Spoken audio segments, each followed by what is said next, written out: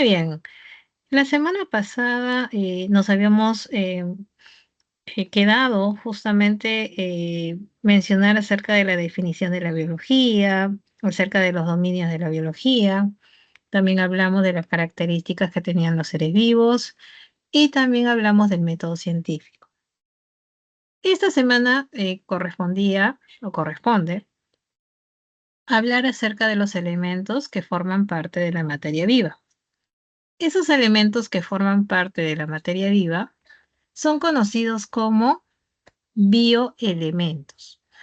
Ojo, no todos los elementos de la tabla periódica forman parte de la materia viva, solamente algunos, ¿no? Serán un poco más de, alrededor de 40 elementos, nada más.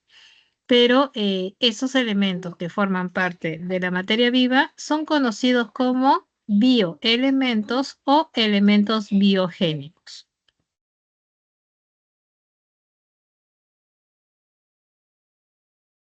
Entonces, estos elementos que forman parte de la materia viva o de los seres vivos, vamos a poder clasificarlos, pero esto es acorde a su abundancia. Ojo, a su proporción, no a su importancia. ¿Qué quiere decir? Que si hablamos de los elementos más abundantes de la materia viva, podemos mencionar, por ejemplo, ¿no? Y es sabido por todos ustedes que son 4 los elementos que van a abundar en la materia viva, que es el carbono, el hidrógeno, el oxígeno y el nitrógeno, que lo tenemos por acá, ¿no? El famoso grupo Chong. Entonces, quiere decir que estos bioelementos van a ser conocidos como primarios o principales. Nuevamente, vamos a clasificar a estos bioelementos de acuerdo a su abundancia. Quiere decir que los más abundantes van a ser los bioelementos primarios.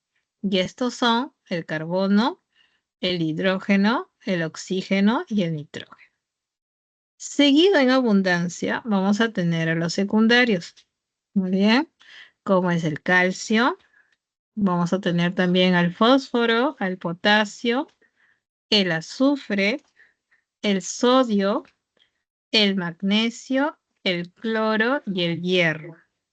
Y finalmente, los elementos que están en pequeñitas cantidades, o también conocidos como los elementos traza, lo voy a poner por acá para que no te olvides. Estos son los elementos traza. Quiere decir que son elementos que se encuentran en pequeñísimas cantidades, pero no por estar en pequeñísimas cantidades no van a ser relevantes, no, sí son importantes, como es el manganeso, el yodo, el cobre, el cobalto, el zinc, el flúor, el molibdeno, el selenio y el cromo. Muy bien. Entonces, estos oligoelementos, acuérdate, también son conocidos como elementos trazas, porque se encuentran en pequeñísimas cantidades. Y basta la presencia de una pequeña cantidad para que pueda cumplir su papel o su función en la materia viva. Muy bien, perfecto. Muy bien, entonces repito, los elementos que forman parte de la materia viva son conocidos como bioelementos. ¿Y de qué depende su clasificación, chicos? Ya quedó claro, ¿verdad? ¿De qué depende? De su abundancia, no importancia, de su abundancia. Y es por eso que clasificamos a los bioelementos en 3 principalmente. Esos 3 son primarios, secundarios y oligoelementos. Profesora, ¿me tengo que aprender esta clasificación? Sí, te lo tienes que aprender. Muy bien. Así que vamos a hablar un poquito más de esto a continuación. Mientras tanto, hacemos captura, por favor, para poder pasar a la siguiente diapositiva. Recuerda, si tienes alguna duda o consulta, puedes levantar la manito o puedes escribir en el chat que yo estoy atenta.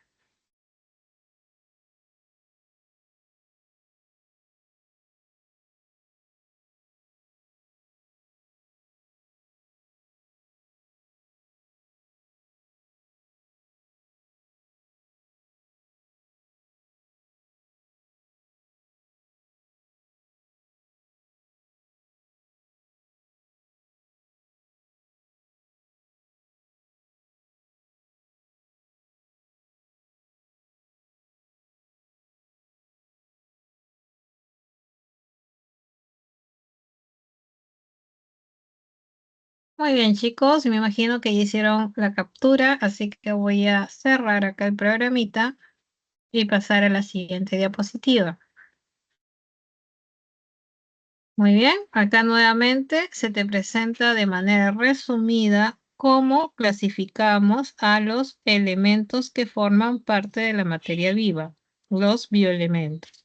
Se clasifican en primarios, también conocidos como organógenos, los secundarios y los oligoelementos o elementos traza. Ahora, es preciso mencionarte que cuando estos elementos interactúan, van a formar moléculas más o menos complejas. Estas moléculas más o menos complejas reciben el nombre de principios inmediatos, que a su vez son de dos tipos. Pueden ser inorgánicos o pueden ser orgánicos. Muy bien. Entonces, repito, ¿qué son los principios inmediatos? Los principios inmediatos son el resultado de la interacción de estos bioelementos, que pueden ser los primarios, secundarios o oligoelementos. Y el resultado de esta interacción de bioelementos generamos a los principios inmediatos, que son moléculas más o menos complejas y pueden ser de dos tipos, inorgánicos y orgánicos, de los cuales vamos a hablar a continuación de cada uno de ellos. Muy bien, hacemos captura, por favor.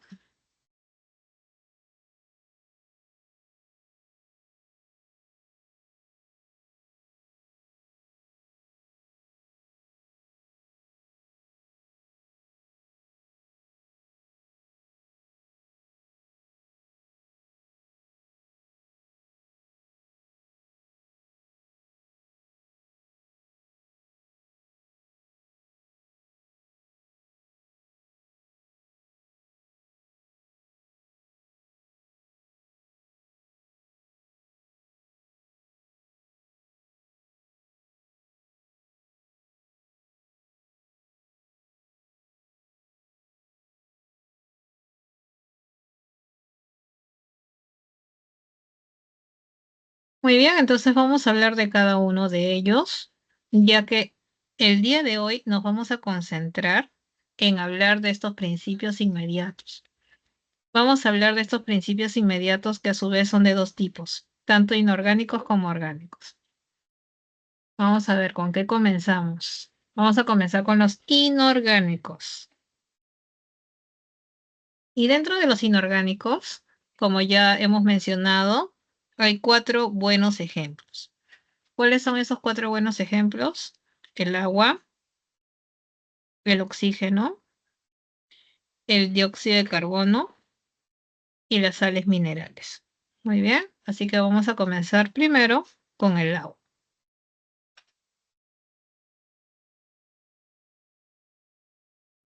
Repito, para quienes no hayan anotado tal vez, vamos a ver 4 ejemplos. Agua, oxígeno, dióxido de carbono, dióxido de carbono y sales minerales.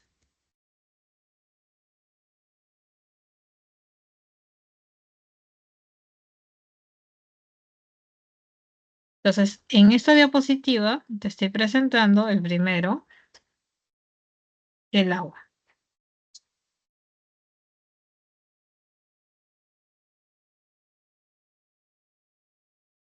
Sabemos que el agua tiene muchas propiedades.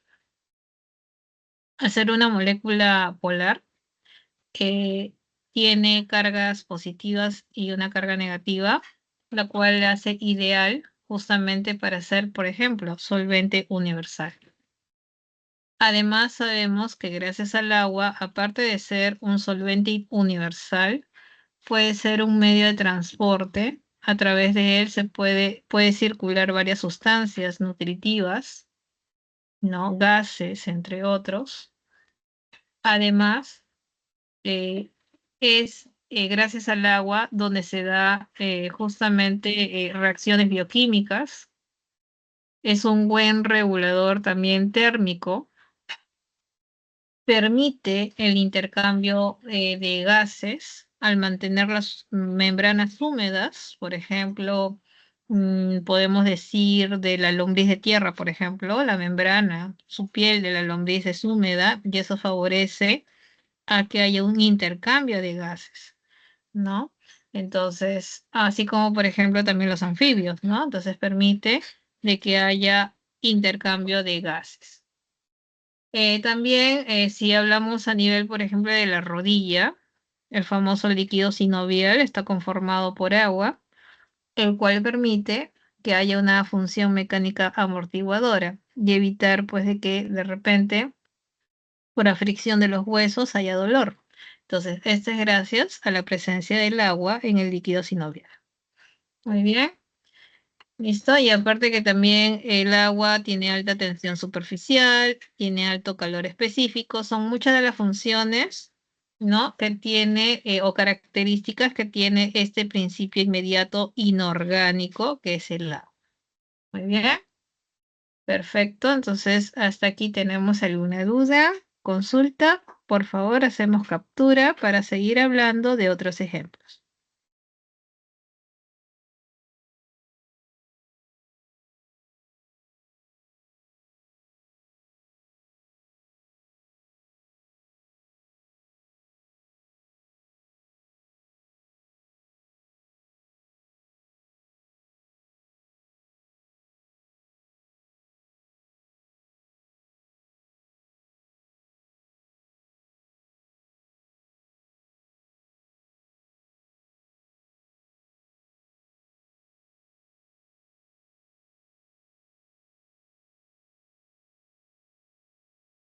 Tenemos también ahora otros ejemplos de principios inmediatos inorgánicos, como es, por ejemplo, las sales minerales.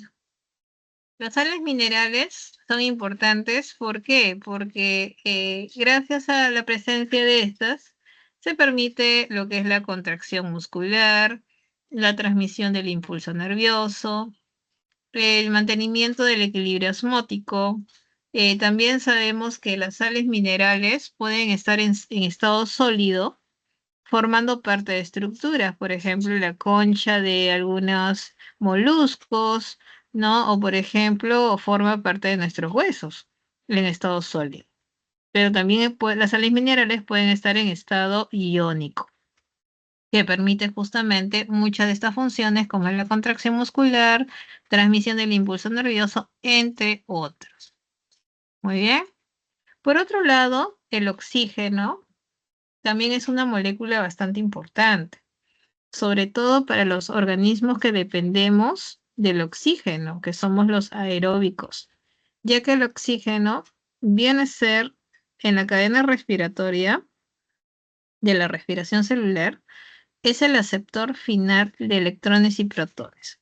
Este es de repente concepto un poco complejo de entender en este momento, pero vas a ver que en las próximas semanas lo vas a entender muy bien a qué se refiere como aceptor final de protones y electrones en la respiración celular. Hasta aquí solamente acuérdate de esa definición, que lo vamos a volver a tocar en las próximas semanas. Muy bien. Listo, entonces ya hemos hablado del agua, de las sales minerales, del oxígeno, ¿no? Que es importante para los aeróbicos y el aceptor final de electrones y protones en la cadena respiratoria. Y finalmente tenemos al CO2, el dióxido de carbono o también llamado como anhídrido carbónico, ¿no? Entonces, esta molécula es una molécula respiratoria, un gas respiratorio que nosotros vamos a liberar después de realizar respiración celular. Pero para las plantas va a ser importante, porque las plantas utilizan el CO2, lo utilizan como molécula principal, como fuente de carbono para poder sintetizar moléculas orgánicas. Esto es, a partir del dióxido de carbono se pueden sintetizar moléculas más complejas como es la molécula de glucosa. Además, el dióxido de carbono está relacionado con el efecto invernadero. que es el responsable de mantener las condiciones ideales de temperatura en nuestro planeta. Recuerda que el efecto invernadero es un fenómeno natural, normal, pero cuando hay un descontrol debido al alza del dióxido de carbono, ahí donde vemos lo que es el calentamiento global. Muy bien, pero por lo pronto el efecto invernadero es un fenómeno normal y natural que hace posible la vida en el planeta Tierra. Muy bien, listo chicos. Entonces hasta aquí hemos hablado de 4 principios inmediatos de tipo inorgánico. Hacemos captura, por favor.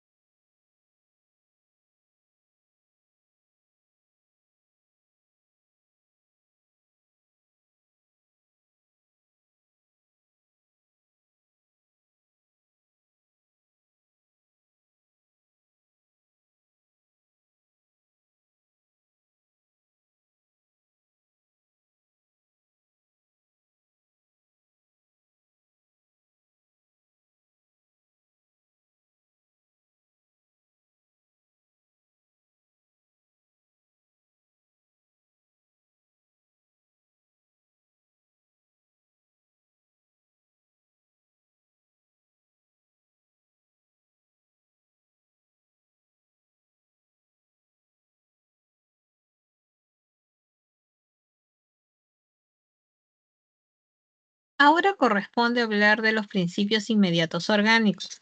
Cuando hablamos de los principios inmediatos orgánicos, acuérdate de 4. Los carbohidratos, los lípidos, las proteínas y los ácidos nucleicos.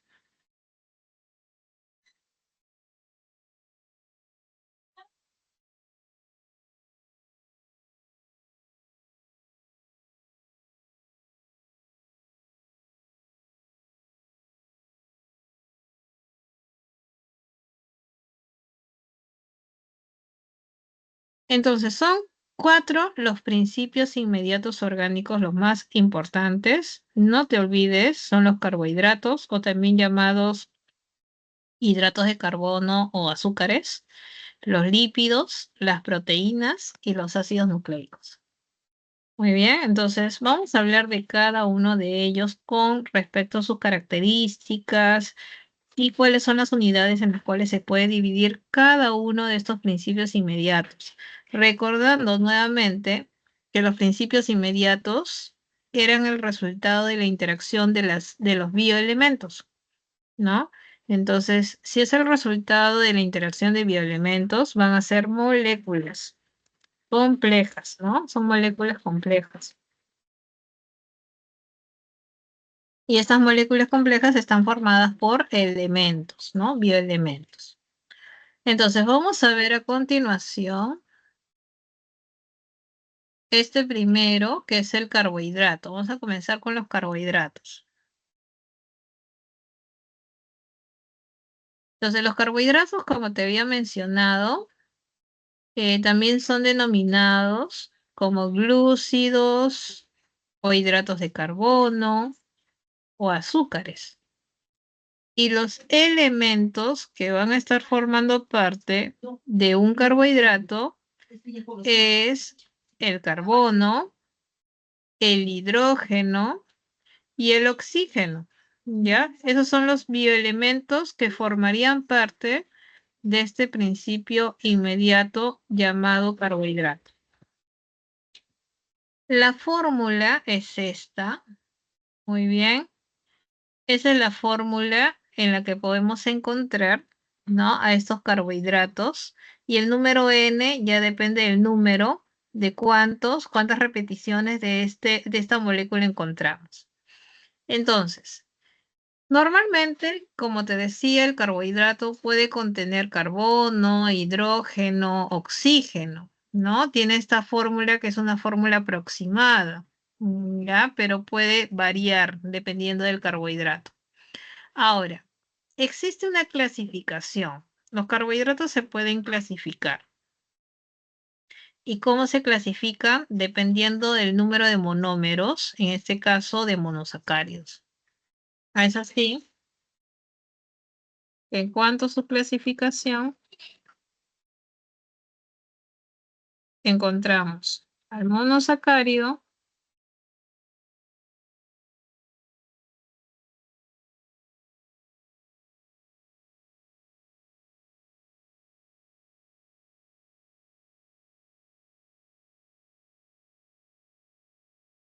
entonces, su clasificación depende del número,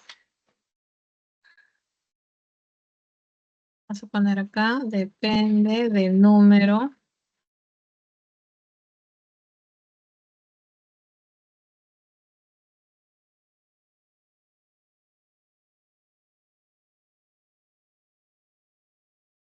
de monosacáridos. Significa que un monosacárido o el monosacárido tiene obviamente un monosacárido.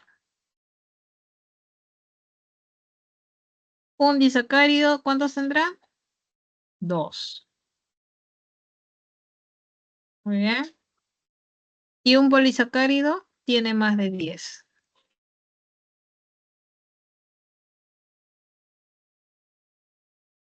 Muy bien. Entonces, los monosacáridos, y en esta diapositiva nos estamos concentrando en este grupo, aquellos que tienen un solo monosacárido. Los monosacáridos, te comento, son azúcares simples que pueden tener o pueden presentar entre 3 a 7 carbonos.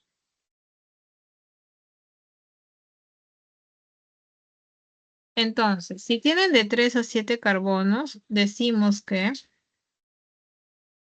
si tiene 3 carbonos, se le llama triosas. Si tiene 4 carbonos, se llama tetrosas. Y ahí por defecto tú sabes que si tiene 5 carbonos, se le llama pentosas. Y si tiene 6,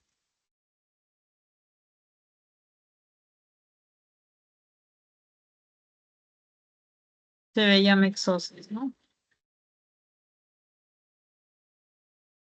Entonces, eso es en cuanto a los monosacáridos, que es la unidad más pequeña en la que se puede dividir un carbohidrato. Entonces, los monosacáridos, como te dije, como cualquier carbohidrato, está conformado por carbono, hidrógeno, oxígeno. En este caso, los monosacáridos pueden tener de 3 a 7 carbonos. Y dependiendo del número de carbonos, los monosacáridos pueden ser de diversos tipos. Pueden ser triosas, tetrosas, pentosas, hexosas. Aquí lo más relevante y que se está mostrando a continuación en la diapositiva, ¿no? Son acerca de las pentosas y las hexosas. Por ejemplo, en este lado, por aquí, en este lado, tenemos ejemplos de hexosas. Y por este lado de aquí, tenemos ejemplos de pentosas. ¿Ya?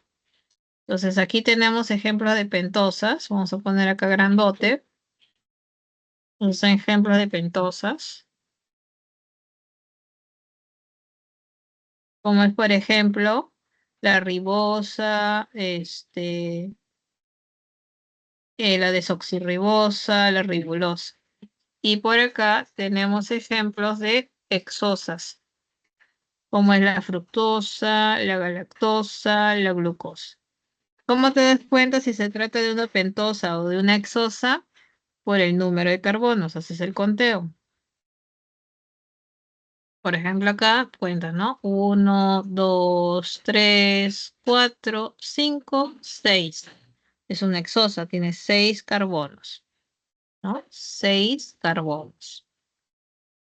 En cambio acá, si cuentas, tiene 1, 2, 3, 4, 5, ¿no? Entonces son 5 carbonos. Por lo tanto, se trata de una pentosa, ¿no? Entonces, esos son los monosacáridos o los tipos de monosacáridos más conocidos o que te pueden preguntar, ¿ya? Entonces, repito esta parte. Con respecto a los carbohidratos, o también llamados glúcidos, la clasificación depende del número de monosacáridos, que puede ser un monosacárido, puede ser dos monosacáridos o más de 10. Si es más de 10, se llama polisacárido. En esta diapositiva solamente te estoy mostrando al monosacárido, ¿no?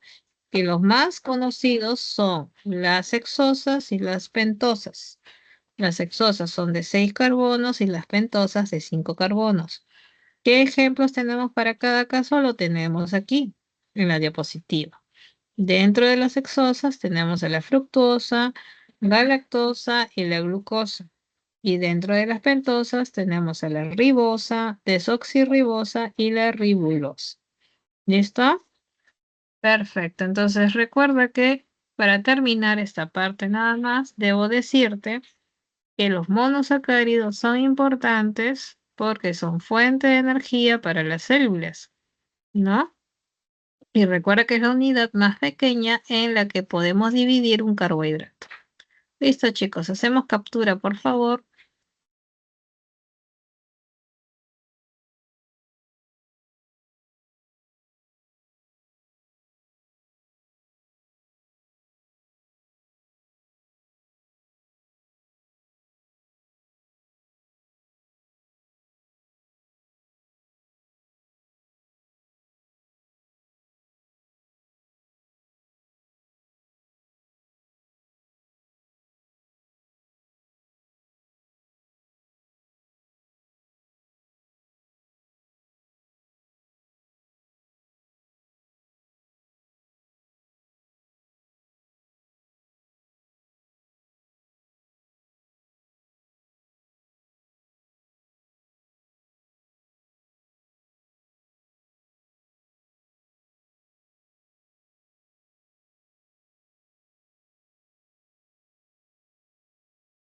Muy bien, entonces voy a cerrar mi herramienta de dibujo. Me hicieron captura, supongo. A ver, cierro.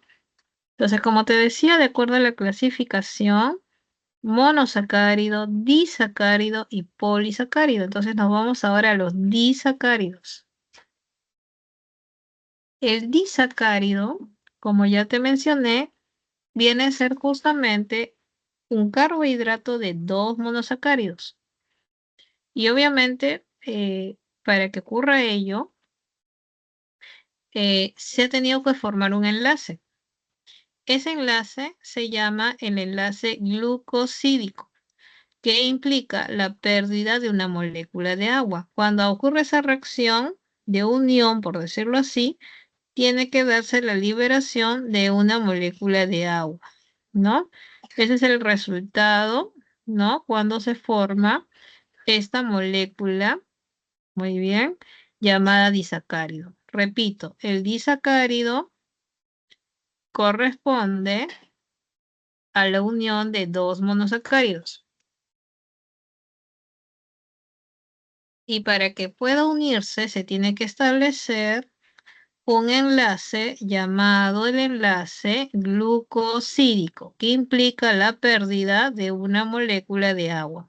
Por eso que esa reacción se llama una reacción de hidrólisis, ¿no? Porque el enlace se forma por pérdida de una molécula de agua, ¿no? Y se da este enlace glucosídico. Ahora, lo que debes aprenderte, y mi sugerencia aquí, es que acuérdate el nombre de estos disacáridos, ¿no? ¿Qué ejemplos tenemos? Ahí están los ejemplos. Son a continuación la sacarosa, la lactosa y la maltosa. Pero te tienes que acordar qué monosacáridos lo conforman. Por ejemplo, Si la sacarosa es un disacárido, resultado de dos monosacáridos, ¿cuáles son estos dos monosacáridos? Esos dos monosacáridos son la glucosa y la fructuosa, por ejemplo, ¿no? Te lo voy a anotar acá para que no te olvides. Entonces, sacarosa es el resultado de la unión de glucosa más fructuosa.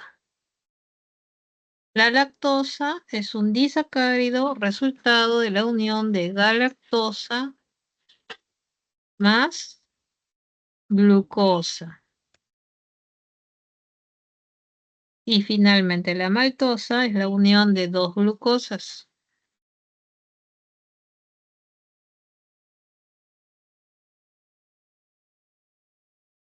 Muy bien, no te olvides eso, puede ser pregunta. Muy bien, siempre es pregunta de examen con respecto a esto, a la conformación o cómo se forman estos disacáridos. Muy bien, chicos. Hacemos captura, por favor.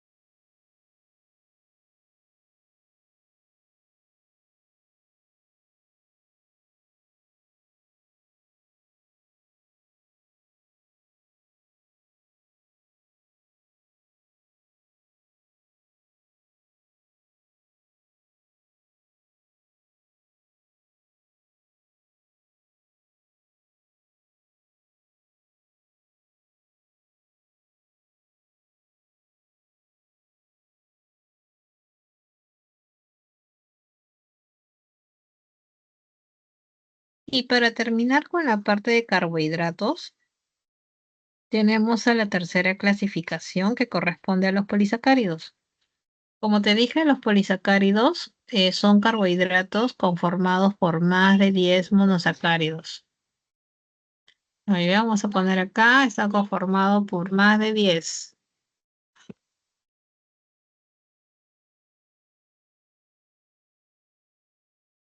Más de 10 monosacáridos. Y es por esta razón que los polisacáridos, muchos de ellos van a ser, de alguna manera, no tienen sabor dulce, son insolubles en agua y su función es otra. Su función puede ser tanto energética como estructural. Por ejemplo, aquellos polisacáridos con función energética, esto es, provee de energía, tenemos el almidón, que es de origen vegetal,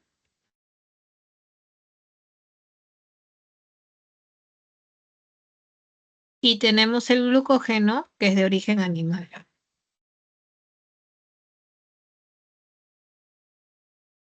Muy bien. Entonces, ambos son almacén de energía, ¿no? Fuente de energía. Por otro lado, en cuanto a función estructural, significa que forma parte de alguna estructura. Por ejemplo, la celulosa se encuentra en los vegetales, específicamente en la pared celular, ¿no? Tenemos también la quitina, que se encuentra en el exoesqueleto. Exoesqueleto, ¿no? En este caso, exoesqueleto de insectos, ¿no? De crustáceos, entre otros. Y la mureína está presente también, ¿no? Como estructural, ¿no? Es un polisacárido estructural. ¿Listo? Entonces, estos son ejemplos, ¿no? De polisacáridos con su función energética y su función estructural. Recuerda que estos polisacáridos son ya insolubles en agua, no tienen sabor dulce y están entrelazados obviamente por enlaces glucosídicos, ¿no? Acá se establece lo que es el enlace glucosídico para formar esta molécula compleja. Muy bien. Hacemos captura, por favor.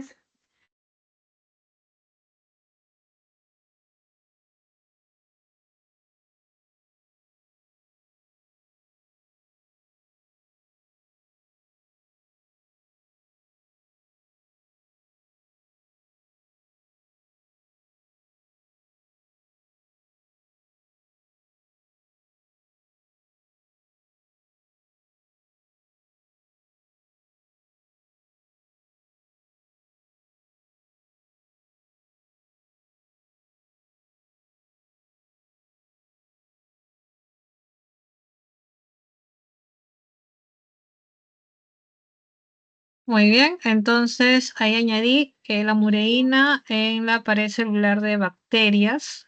Muy bien. Te añadí ese dato para que hagas la captura de pantalla. Hacemos captura, por favor, y con esta parte terminamos lo que es carbohidratos.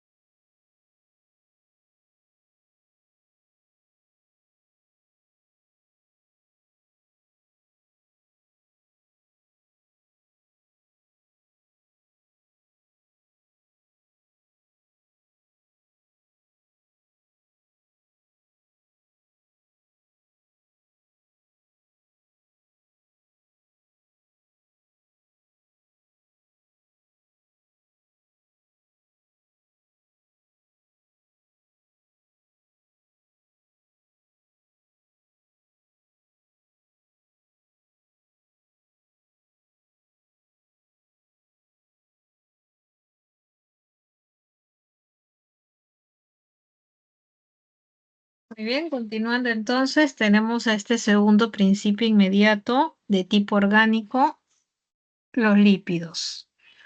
En cuanto a los lípidos, vamos a ver que van a estar conformados también por carbono, hidrógeno, ¿no?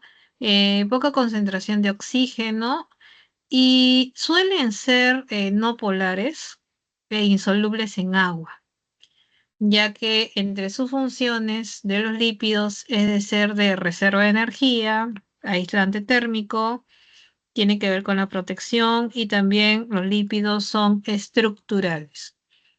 Hay diferentes tipos que pueden ser los lípidos simples, los lípidos complejos y los esteroides. Vamos a ponerlo por acá para que te des una idea de lo que estamos hablando. A ver, lípidos, clasificación.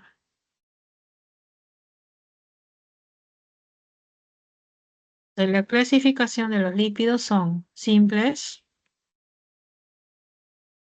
complejos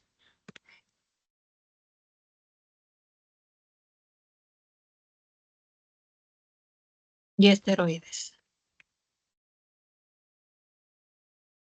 Entonces se le dice simples, ¿por qué? Porque solamente vamos a encontrar carbono, hidrógeno, oxígeno, ¿no?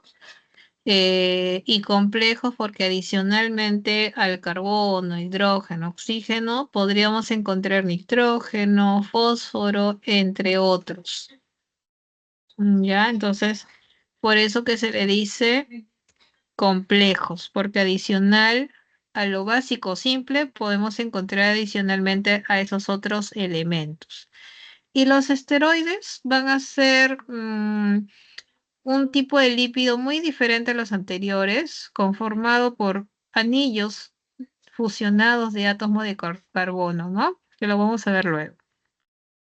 Entonces, dentro de los lípidos simples, vamos a comenzar con los simples. Dentro de los lípidos simples, vamos a encontrar a las grasas neutras, ¿ya? Las grasas neutras, como son, por ejemplo, los triglicéridos, que son tres ácidos grasos unidos a un glicerol, ¿no? Estos son importantes porque son almacenamiento de energía tanto para animales como para plantas. Y también tenemos a las ceras. Las ceras son importantes, por ejemplo, para las hojas, porque hacen una cubierta impermeable y también para los tallos de las plantas terrestres. Entonces, tanto los triglicéridos como las ceras, acuérdate, son ejemplos de lípidos simples. Muy bien,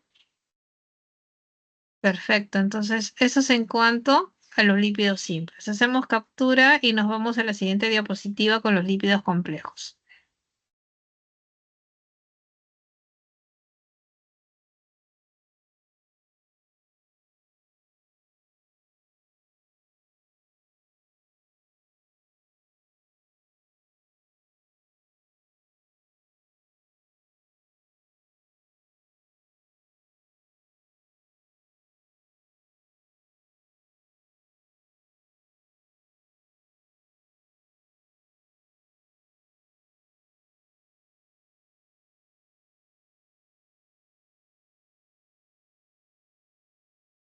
Entonces, como te dije, un lípido complejo era aquel que adicional a tener carbono, hidrógeno, oxígeno, podía tener fósforo o podía tener nitrógeno o podría tener cualquier otro elemento. En este caso tenemos un buen ejemplo de lípido complejo llamado el fosfolípido. Como su nombre lo dice, el fosfolípido es un grupo, mejor dicho, es un lípido que tiene un grupo fosfato de tipo polar, ¿no? Y tiene dos ácidos grasos unidos al glicerol. Muy bien. Entonces, esta cabeza hidrofílica es polar y esta cola hidrofóbica es apolar. ¿Qué significa? Que no va a estar en contacto con el agua. Se repele con el agua. Por eso que cuando hablamos de la membrana plasmática, siempre esta zona de aquí que estamos viendo a continuación, esa zona va a estar en contacto con el agua. Es la cabeza hidrofílica, esta de acá, ¿no? Es la cabeza hidrofílica, la que va a estar en contacto con el agua. En cambio, las colitas que están escondidas por aquí son hidrofóbicas, ya que no van a interactuar con el agua, ¿no? Y ahí están las colitas, ¿no? Que están por acá, las colas hidrofóbicas. ¿Listo? Ese es un ejemplo de lípido complejo, el fosfolípido.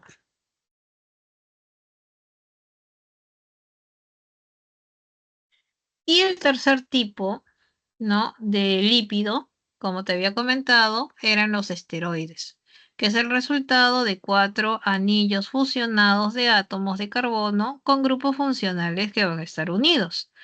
El ejemplo más conocido de esteroide es el famoso colesterol. El colesterol es un componente bastante común de la membrana plasmática de la célula eucariota, claro, y también es precursor de otros esteroides, como puede ser, por ejemplo, las hormonas sexuales, la testosterona, la progesterona, también el estradiol, entre otros, ¿no? Las sales biliares, etcétera. Muy bien, son buenos ejemplos de lípidos de tipo esteroideo. Muy bien. Entonces, eso chicos hay que repasar bonito acerca de los ejemplos de cada tipo de lípido, de los lípidos simples, complejos y esteroides. Muy bien, hacemos captura, por favor.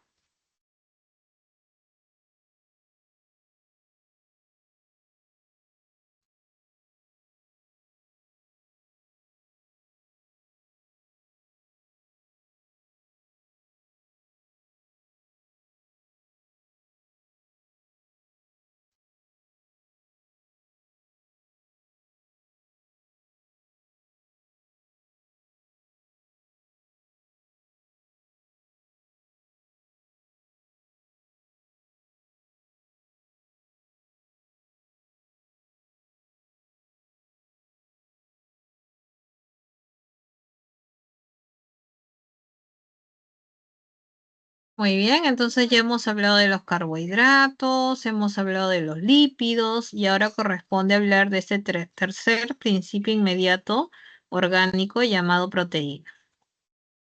Las proteínas van a contener también carbono, hidrógeno, oxígeno, inclusive puede tener nitrógeno y azufre. Vamos a ponerlo por acá para que te acuerdes. Entonces, carbono, te dije hidrógeno, oxígeno.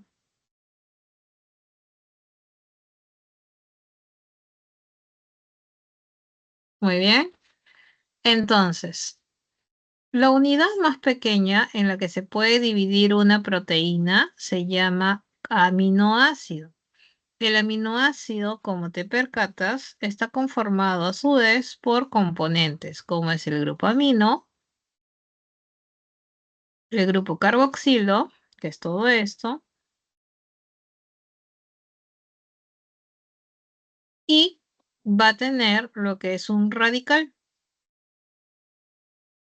Este es el radical. ¿Listo?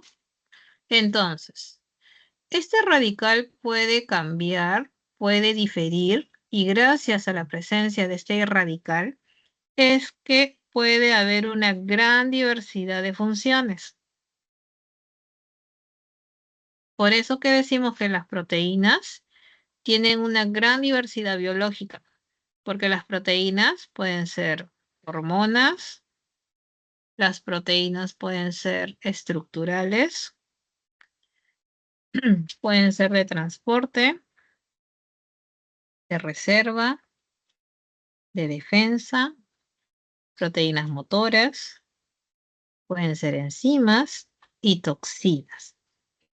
Entonces, esto es debido ¿a qué? A la presencia de este radical, que puede ser cualquier molécula.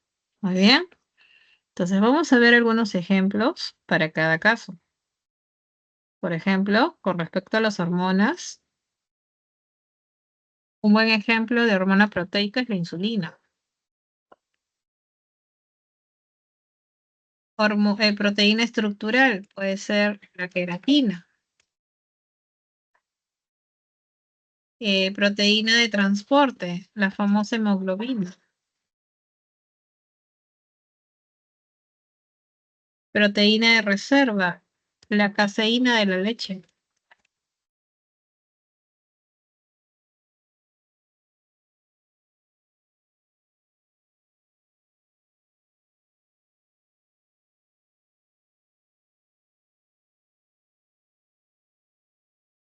Los anticuerpos.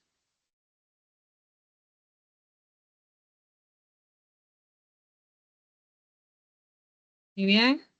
Tenemos también proteínas motoras, la miosina, por ejemplo. Enzimas, ¿no? Por ejemplo, alguna enzima que conozcas, la amilasa, entre otras.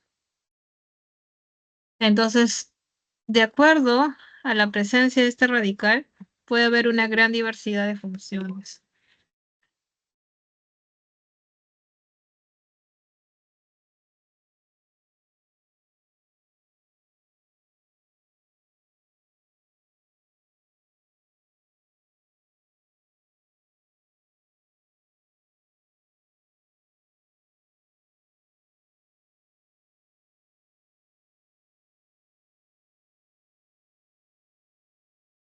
Ahora, la unidad más pequeña, como te dije, es el aminoácido, ¿no? La unidad más pequeña es el aminoácido. Y por lo tanto, si unes varios aminoácidos, formas proteínas. Y esta unión,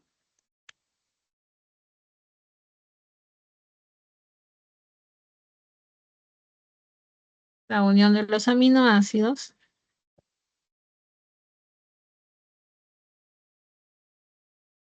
se establece con enlace peptídico.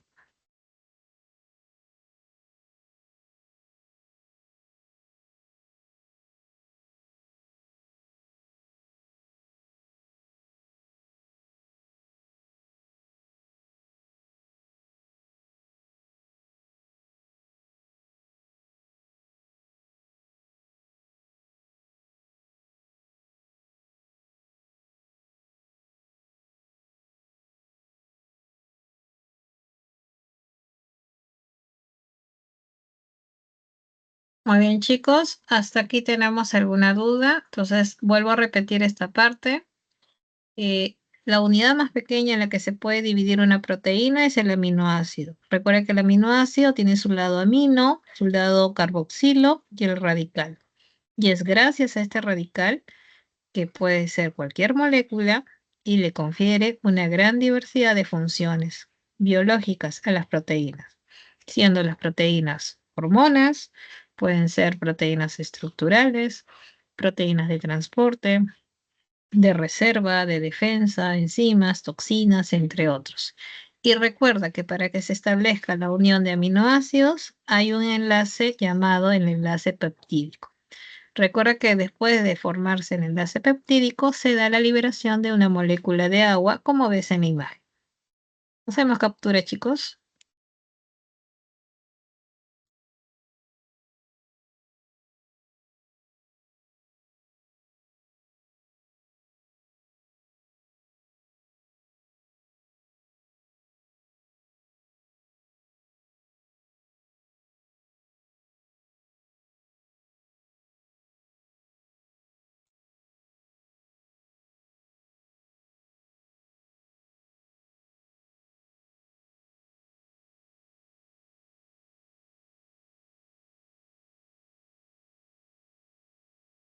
Ahora, algo adicional que vale la pena mencionarte es que si bien cuando se unen varios aminoácidos a través de enlaces peptídicos, se forman las proteínas. Y esta estructura básica es una estructura primaria, es una secuencia de aminoácidos. Pero puede ser que adicionalmente hayan fuerzas como enlaces de hidrógeno o enlaces iónicos, ¿no? O puentes disulfuros que hacen que la unión sea mucho más compleja, dándose estructuras más complejas de las proteínas. Es así que después de una estructura primaria, encontramos una estructura secundaria de proteínas que se produce cuando la secuencia de aminoácidos ya están unidas adicionalmente por enlaces de tipo hidrógeno. Ahora, puede haber mayor complejidad si luego de esto una estructura terciaria se da cuando ya hay atracciones, como es la atracción entre las hélices alfa y las hojas plegadas. Y una estructura mucho más compleja es cuando ya eh, se da una estructura cuaternaria y es cuando la proteína está formada por más de una cadena de aminoácidos. Y esto es debido a interacciones de diversos tipos, hidrofóbicas, puentes disulfuro, entre otros.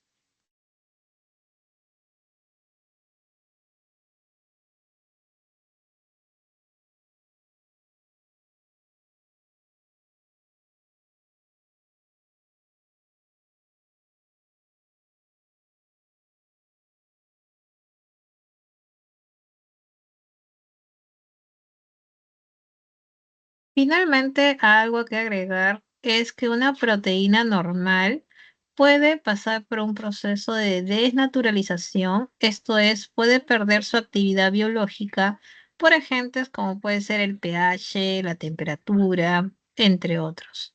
Pero puede volver a estar activa, puede pasar un proceso de renaturalización, ¿no? Si es que esos agentes se dan. Muy bien. Hacemos captura, por favor, chicos.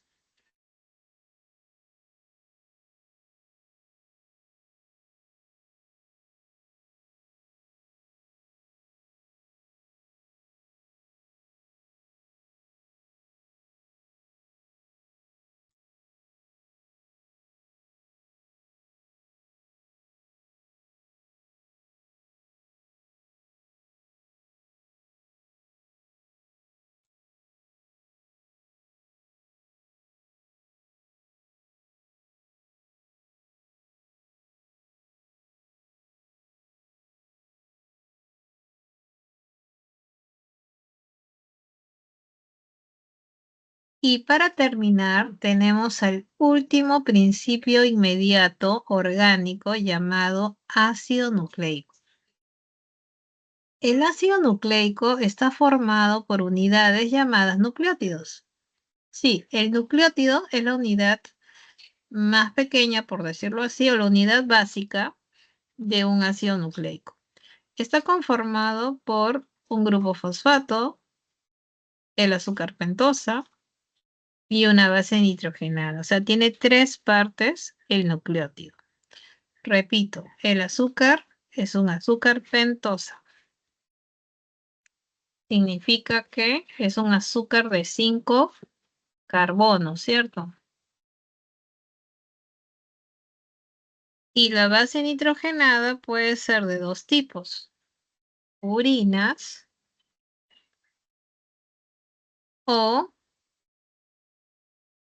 pirimidinas.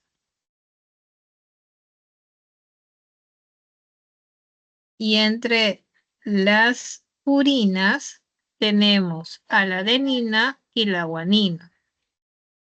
Y entre las pirimidinas tenemos a la citosina, timina y uracila.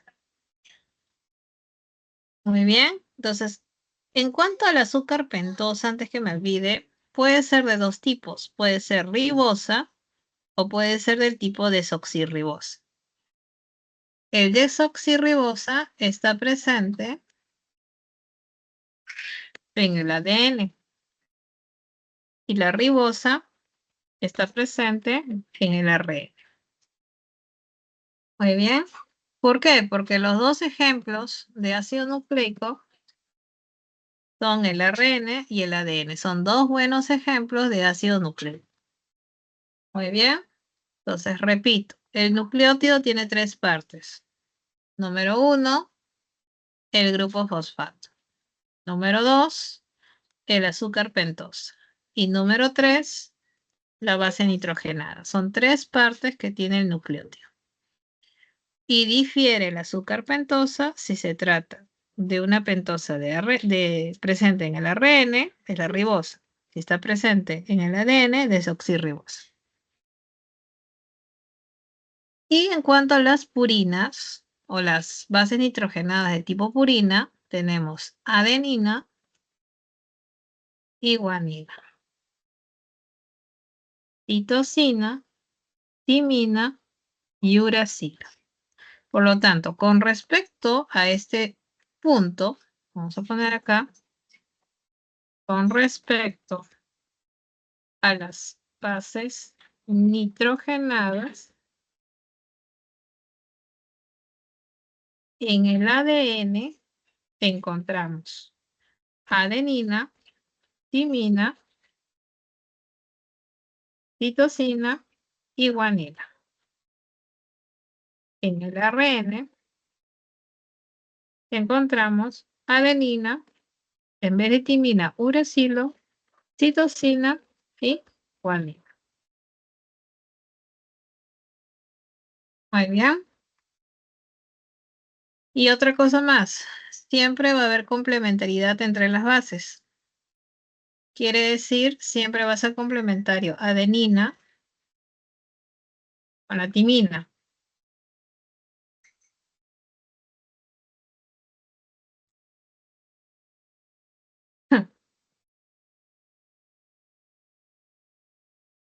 Y la citosina con la guanina.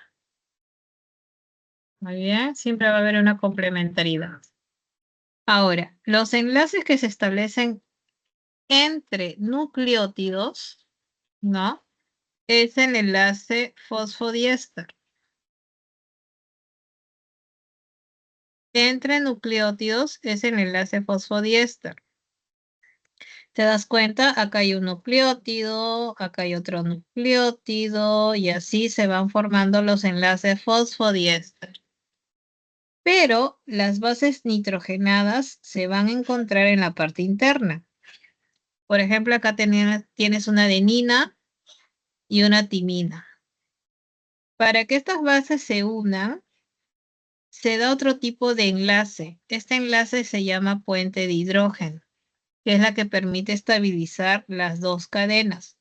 Por lo tanto, entre adenina y timina se establece dos puentes de hidrógeno. Y entre citosina y guanina se establece 1, 2 y 3, ¿no? Como lo estamos viendo por aquí, ¿no? Ahí estamos viendo, ¿no? 2 y 3. ¿Listo?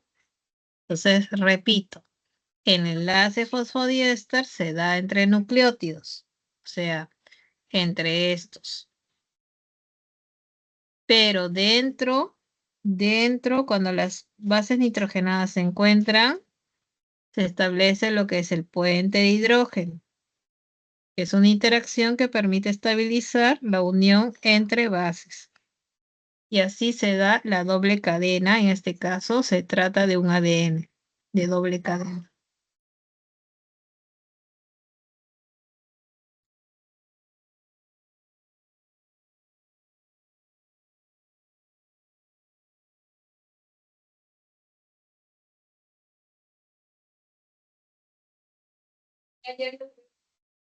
Bien, chicos, hacemos captura. ¿Tenemos alguna duda hasta aquí?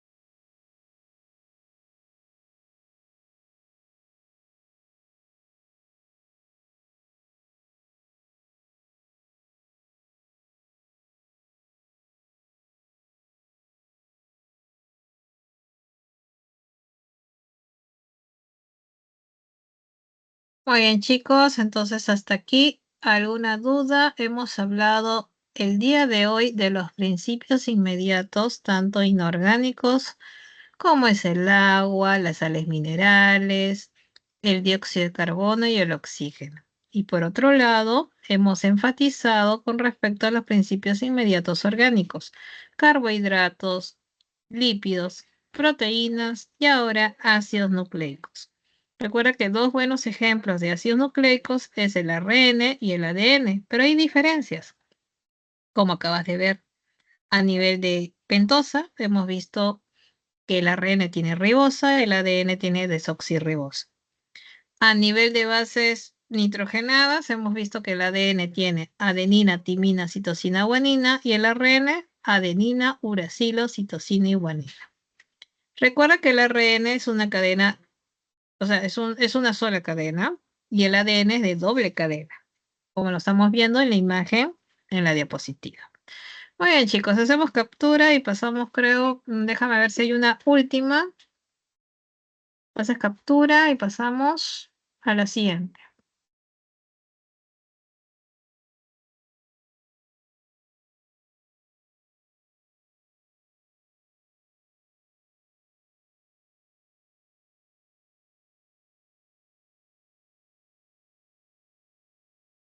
Exactamente, lo que te decía acerca de las diferencias entre ADN y ARN, ¿no? Principal diferencia, el número de cadenas. El ARN es de una sola cadena, el ADN es de doble cadena. Otra diferencia es acerca del tipo de pentosa. El ARN tiene ribosa, el ADN tiene desoxirribosa, ¿no? Y además un dato adicional es con respecto a qué tipos de ARN existen. Para que tengas conocimiento, los ARN pueden ser el ARN mensajero, que es el que directamente se encuentra, ¿no? El que se copia del ADN. El ARN de transferencia es otro, es el que se une a los aminoácidos para formar las proteínas. Y el ARN ribosómico, que es aquel que forma parte de los ribosomas. Muy bien.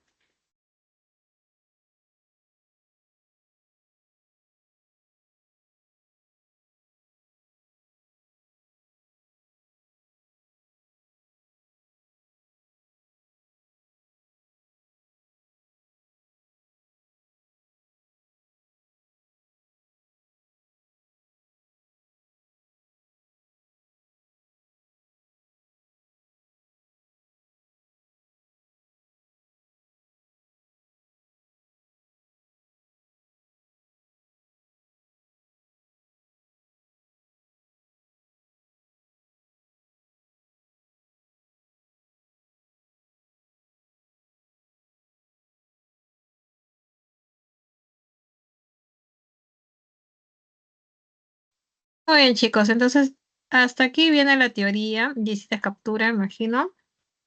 Entonces, en este momento vamos a poner a prueba todo lo que hemos aprendido en esta horita. Te voy a comenzar a presentar lo que es el banco de preguntas. Vamos a hacer la misma dinámica de la última vez. Te pongo la pregunta y tú intenta desarrollarlo por tu cuenta, colocándome la alternativa en el chat. Y yo te voy a indicar si está bien o hay algún error. Muy bien. Este es el material que ustedes cuentan, que tienes que repasar, siempre complementar con la clase del día de hoy. Ahí tienes información adicional, chicos, que puedes repasar. Muy bien. Hay algunas imágenes que te pueden ayudar, que complementan con el material que te he compartido, ¿no? Ahí está, con respecto también a la estructura de los ácidos nucleicos. Y la imagen que te acabo de presentar también, ¿no? Muy bien, vamos a la pregunta entonces, a la primera pregunta. Ahí está. Primera pregunta. A ver, chicos, te doy unos segundos, intenta desarrollarlo por tu cuenta. Igual te voy a ayudar, no te preocupes, pero intenta poner a prueba lo que hemos aprendido en esta primera horita.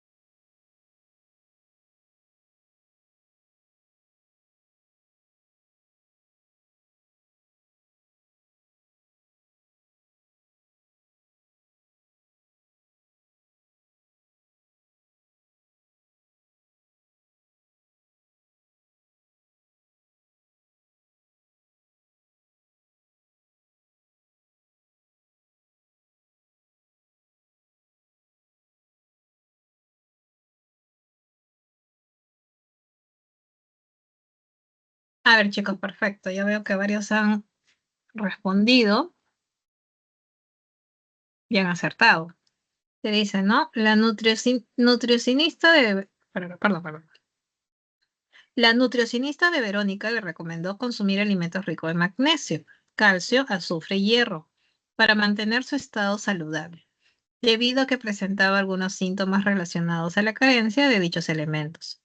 Podemos inferir que a Verónica le recomendaron consumir, ¿no? Y todo lo que menciona a continuación corresponde a bioelementos secundarios, ¿no? Que justamente el cuerpo necesita para poder realizar sus funciones importantes. Como te dije, la clasificación no depende de la importancia o no va de acuerdo a la importancia, sino a la abundancia. Muy bien. Así, los oligoelementos, por ejemplo, que son los elementos traza que están en pequeñas cantidades, por más que se encuentren en pequeñísimas cantidades, son re importantes. Por lo tanto, la clave de la 1, como varios han indicado, y está muy bien, chicos, está en la C. 1C. Perfecto, chicos, lo han hecho bien. Vamos con la segunda pregunta. Te dice a continuación, ya te puse la clave ahí sin querer, así que intenta tú por tu cuenta, a ver.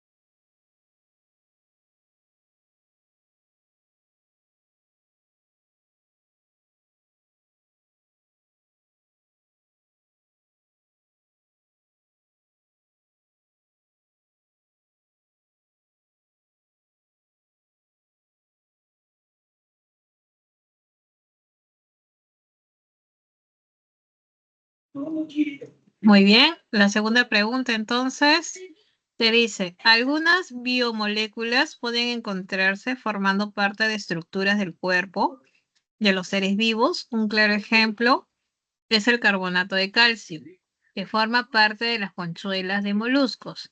Estas biomoléculas son, muy bien, sales minerales. Perfecto. Como te dije, las sales minerales pueden estar en forma iónica o en forma sólida, formando parte de estructuras como es el caso de conchuelas de moluscos, pero también está formando parte también de nuestros huesos. Muy bien, en estado sólido. En estado iónico, como te dije, participan las sales minerales en varios procesos como es la contracción muscular, la transmisión de impulso nervioso, entre otros. Perfecto, nos vamos a la tercera pregunta. A ver, ay,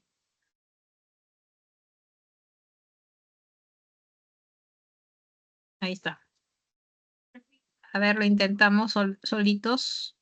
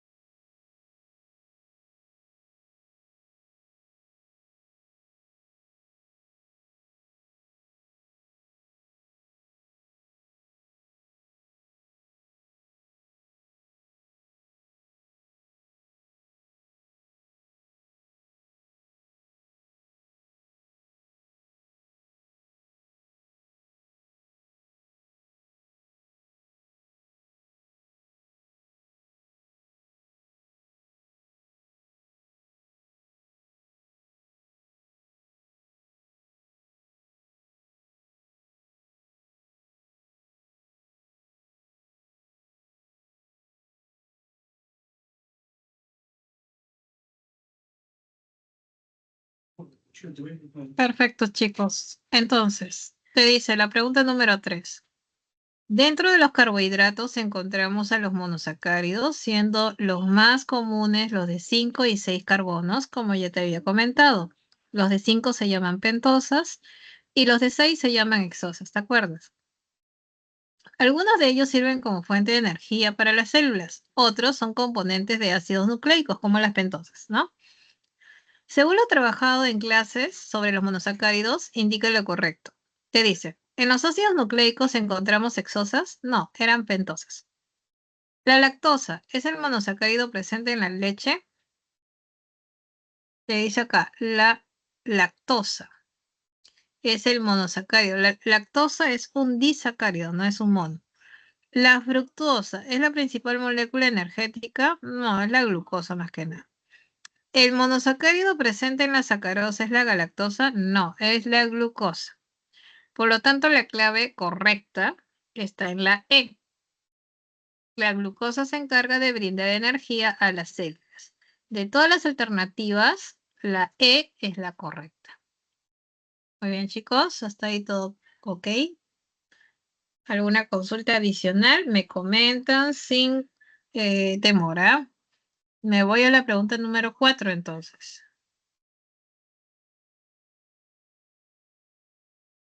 Ahí está. A ver, intentemos desarrollarlo.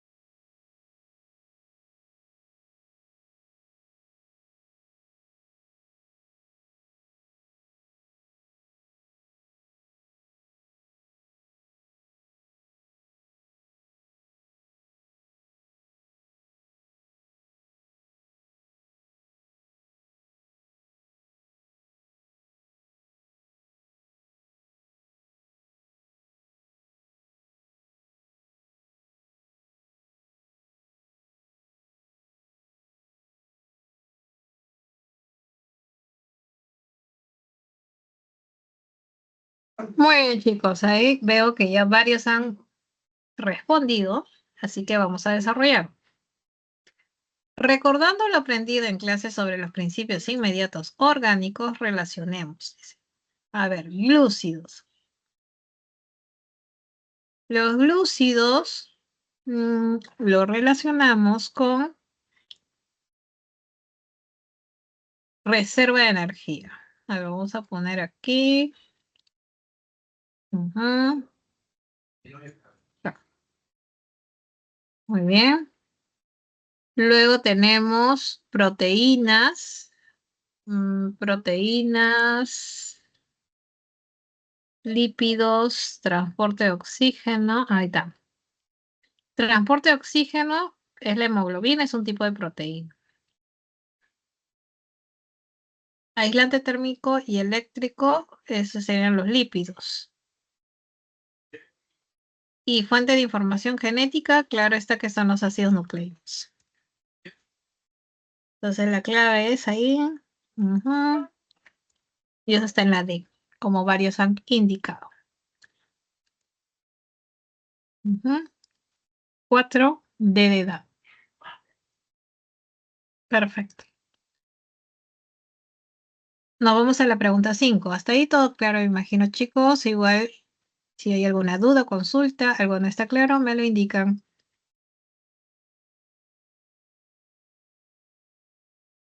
Vamos a la pregunta 5. A ver, te doy unos segundos también para que lo intentes.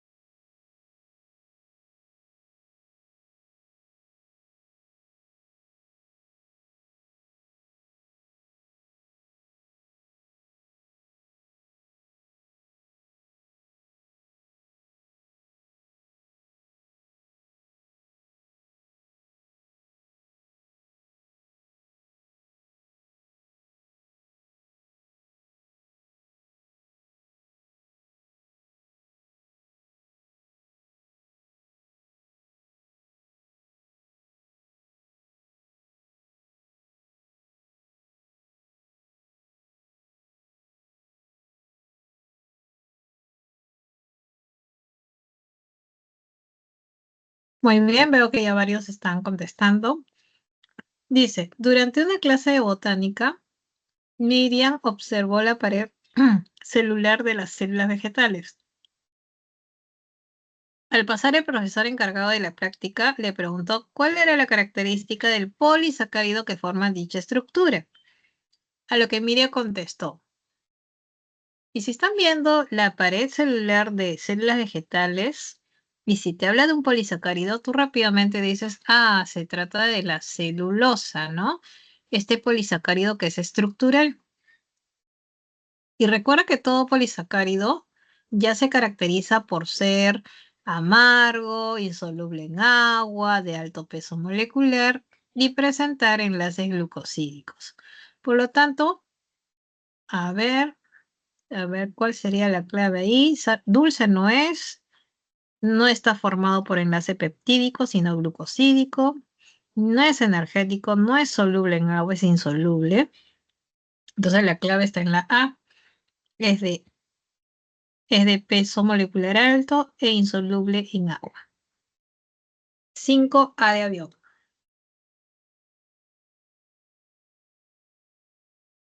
Muy bien, nos vamos a la siguiente.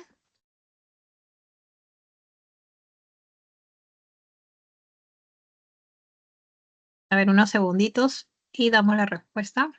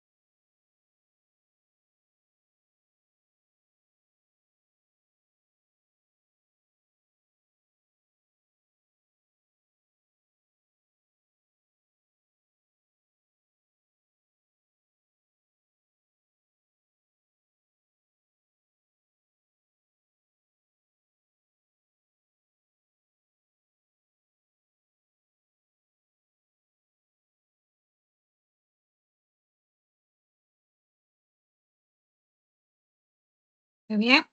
Entonces dice, fisiológicamente la hibernación consiste en un estado de letargia en donde el organismo deja de comer, beber, defecar y orinar, pero es capaz de mantenerse con vida gracias a la energía proporcionada por las reservas formadas por ácidos, es decir, grasos acumulados durante el otoño.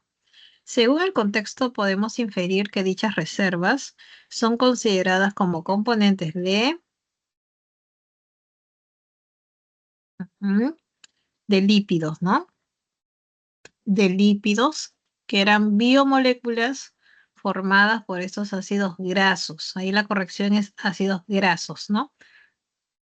Ahí podemos encontrar, por ejemplo, los triglicéridos, que son considerados como reserva de energía en los animales, que puede aparecer en forma sólida como un C o una manteca, ¿no? Entonces la clave de las 6 está en la E de nano. Muy bien, perfecto, chicos. Estamos bien, estamos bien. Vamos con la siguiente pregunta.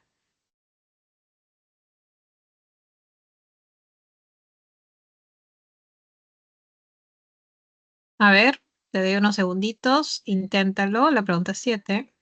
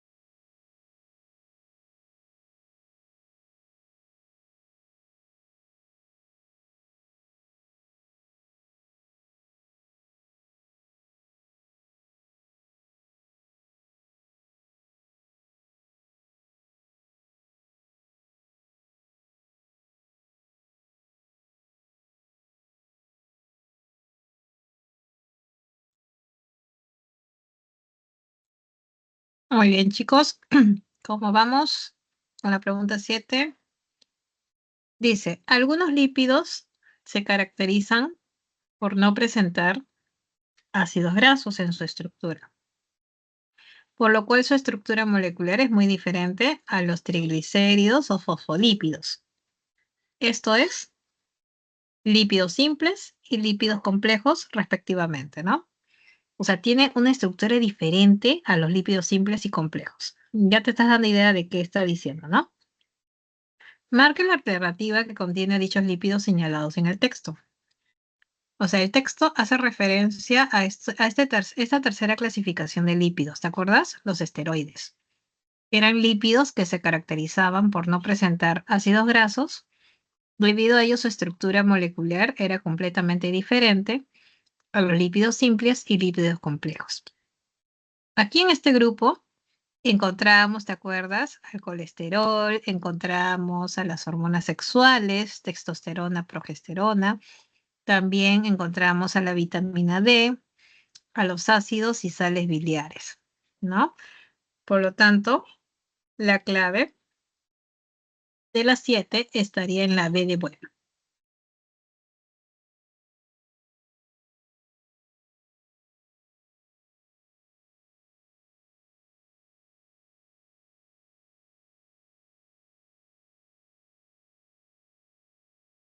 Muy bien, nos vamos a la siguiente pregunta entonces. Si todo está claro. Muy bien. Intentemos la pregunta 8.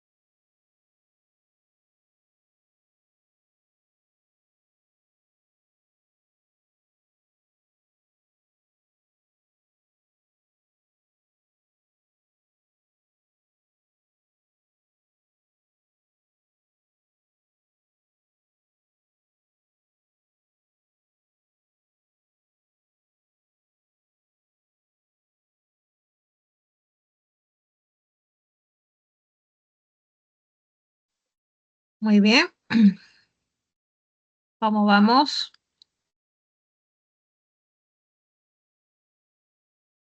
A ver, vamos respondiendo.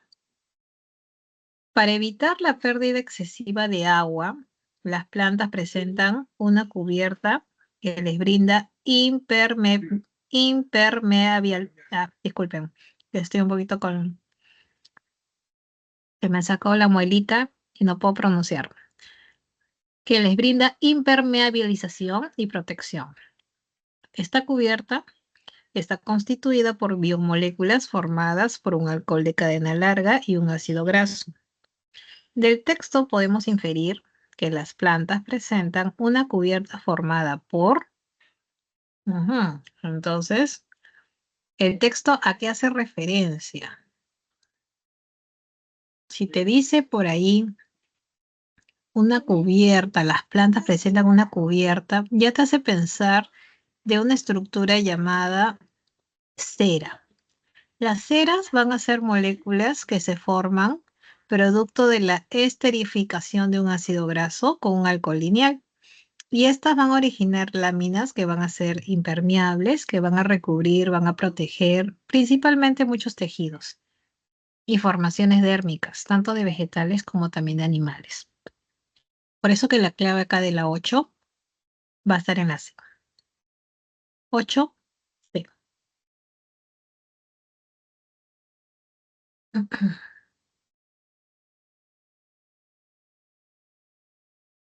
Muy bien, nos vamos con la siguiente pregunta entonces.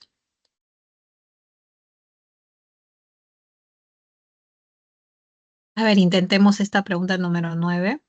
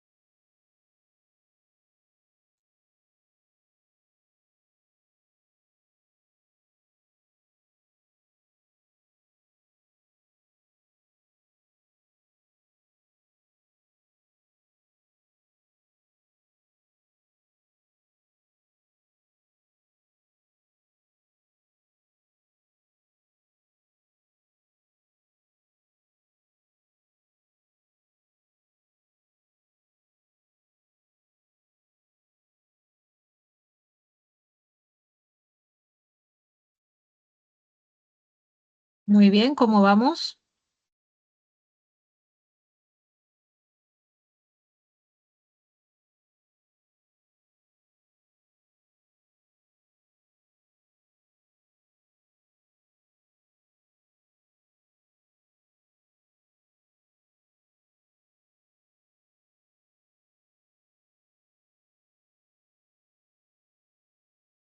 A ver, vamos leyendo. Te dice, ¿no?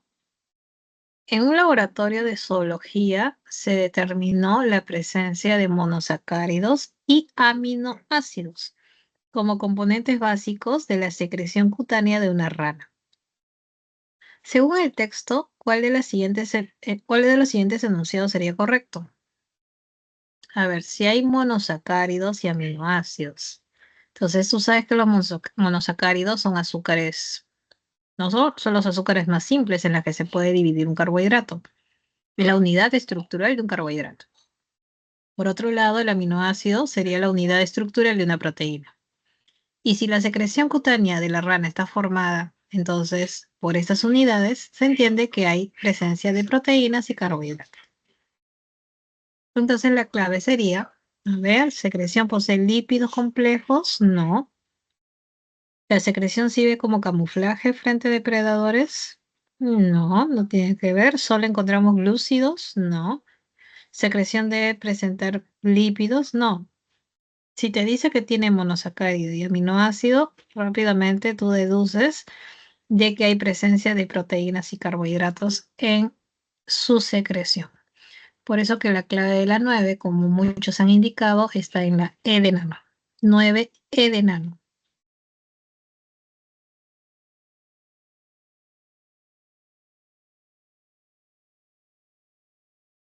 Muy bien, nos vamos con la siguiente pregunta.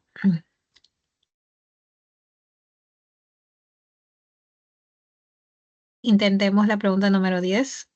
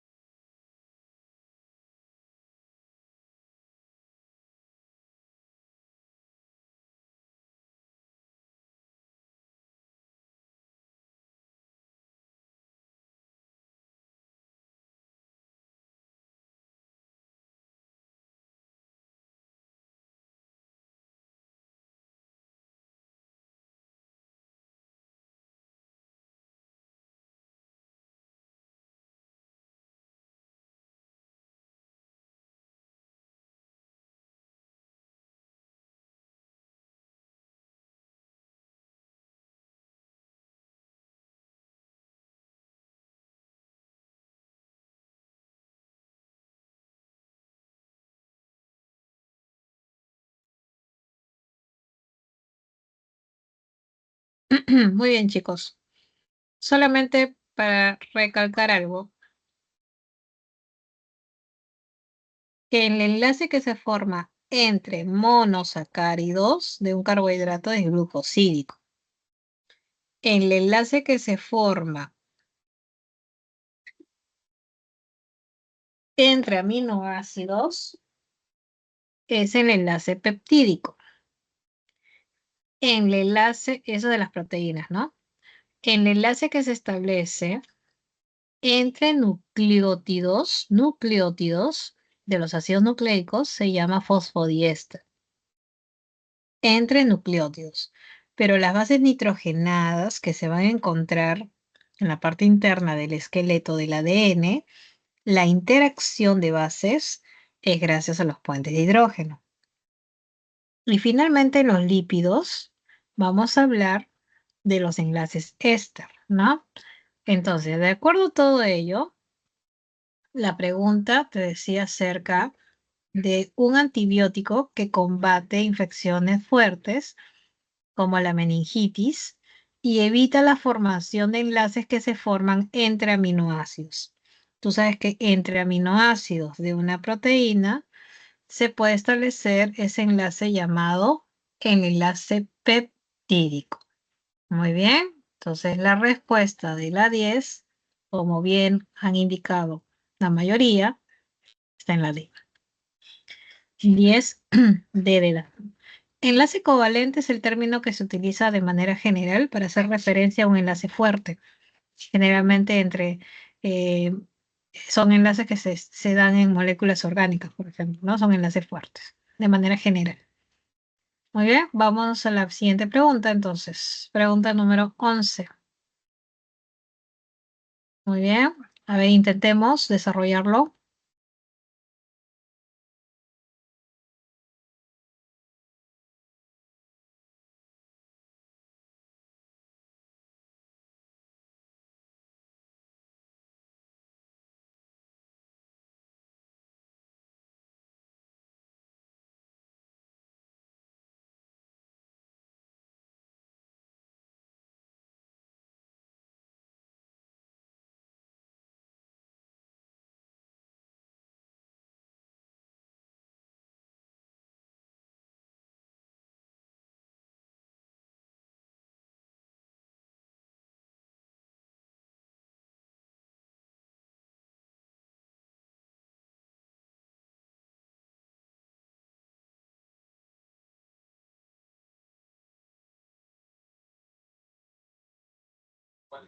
Muy bien, ¿cómo vamos con la pregunta número 11?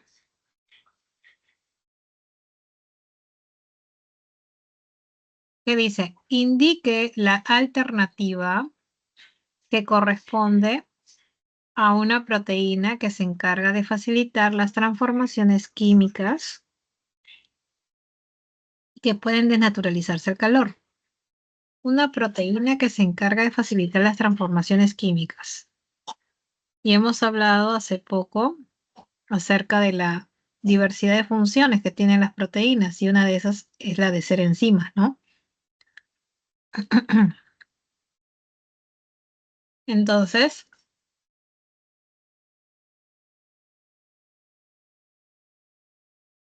tenemos que buscar una enzima por acá. Ujú,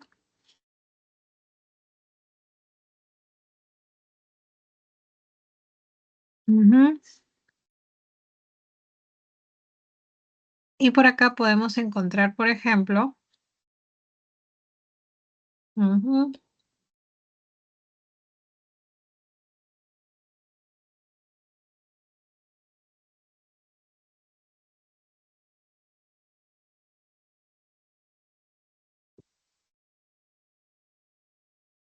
te dice acá que se encarga de facilitar transformaciones químicas y que puede desnaturalizarse el calor, dice.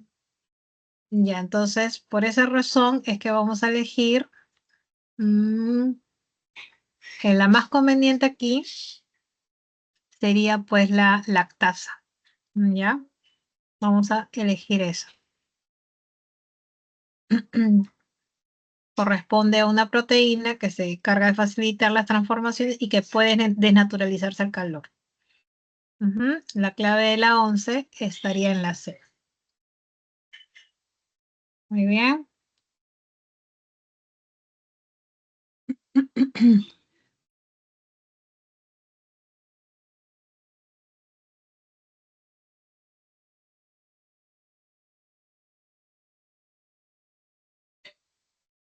Ahí me indican acerca de la diferencia entre amilasa y lactasa.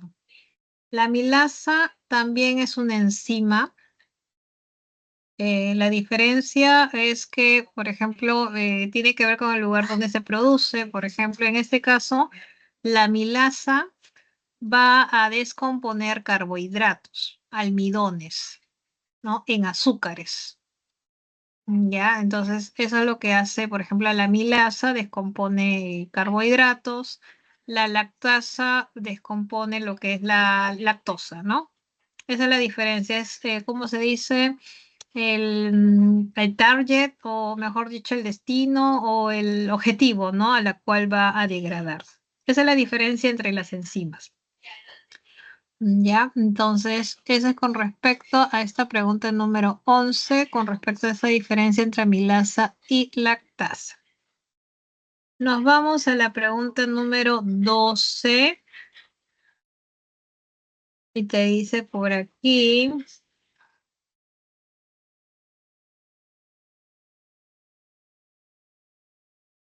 a ver, unos segunditos nada más, porque ya me quedan 5 minutos. Intentemos desarrollarlo. La pregunta 12.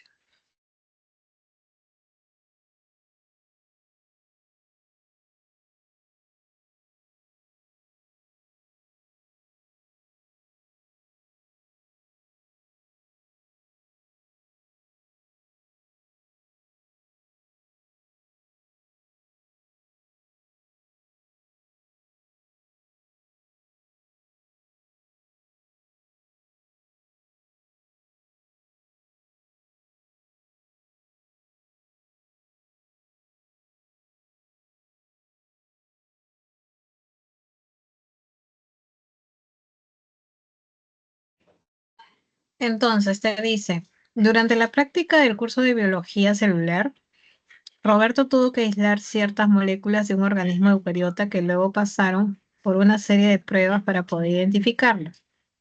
Roberto al final obtuvo la siguiente información.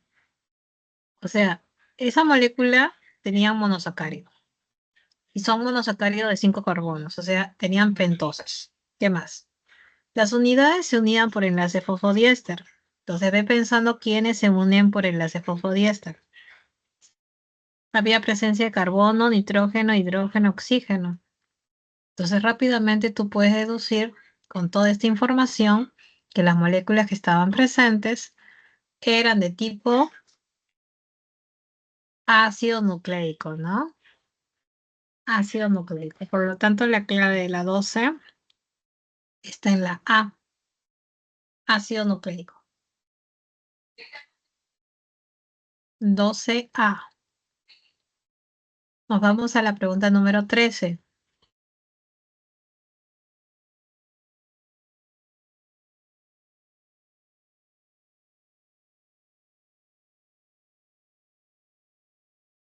Te dice, la unidad monomérica que constituye los ácidos nucleicos son los nucleótidos. Estos están formados por un azúcar pentosa, que lo tenemos, ¿no? Están formados por un azúcar pentosa, una base nitrogenada, un grupo fosfato. Sin embargo, los nucleótidos que forman al ADN difieren de los que forman el ARN, principalmente por el azúcar pentosa que ya te había mencionado. En el ARN hay ribosa y en el ADN hay desoxirribosa. ¿En qué carbono de la pentosa está dicha diferencia? Y ahí podemos visualizar en la imagen en qué carbono es. Ahí lo vemos. No sé si logras visualizarlo en esta imagen. ¿En qué carbono sería?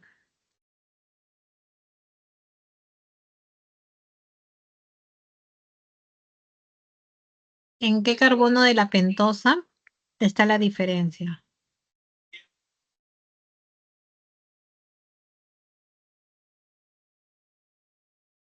Es el carbono 2, ¿verdad? Por lo tanto, la clave estaría en la B. 13B de bueno. Muy bien, chicos. Siguiente pregunta. Pregunta número 14. Te dice, para formar la molécula del ADN se usan las bases nitrogenadas mediante los puentes de hidrógeno. Acá están los puentes de hidrógeno.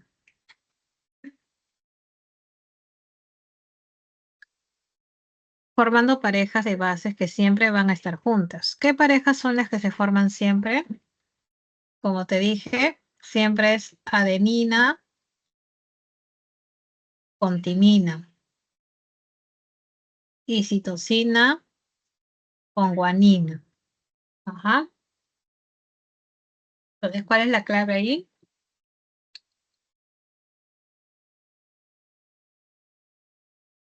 La A, ¿verdad? 14A. Y finalmente la pregunta número 15, ¿no? Durante una expedición, Ofelia encontró una nueva especie de palmera que al analizar su ADN obtuvo que el 35% estaba formado por nucleótidos de timina. En base a esta información, seleccione lo correcto. Entonces, recuerda que las dos cadenas del ADN son complementarias, ya que la adenina de una cadena es complementaria a la timina de la otra cadena, mientras que la citosina es complementaria a la guanina. Por lo tanto, si existe 35% de timina, también existe 35% de adenina. Y concluyes, si tú sumas 35 más 35 hace 70, ¿no? El saldo para llegar a 100 es 30, que lo repartes equitativamente en 15-15. 15 citosina, 15 guanina. Por lo tanto, la clave de la 15 estaría en la B de buena. La clave de la 15 estaría en la B. Muy bien. Entonces, la clave de la 15, B. Repito, 35% de timina sería igual a 35% de adenina. El saldo lo divides entre 2, repartido entre citosina y guanina, 15-15. Por lo tanto, la clave de la 15 está en la B de bueno. 15B de bueno. Muy bien, chicos, me despido. Ahora sí, dejo de compartir. Cualquier cosita, nos estamos viendo la siguiente semana. Nos vemos, chicos. Hasta luego. Chao, Miss.